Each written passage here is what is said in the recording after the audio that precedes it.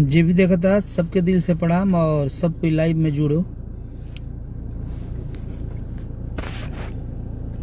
बहुत दिन के बाद आप सबके बीच में भाई लाइव आइल बने हम और यादव नीरज रंजीत यादव चक्की नंदन दुबे जी दिलखुश यादव जी सोनू प्रेमी जी अमित यादव जी। अच्छा दीपक प्रजापति खाटी जी थैंक यू।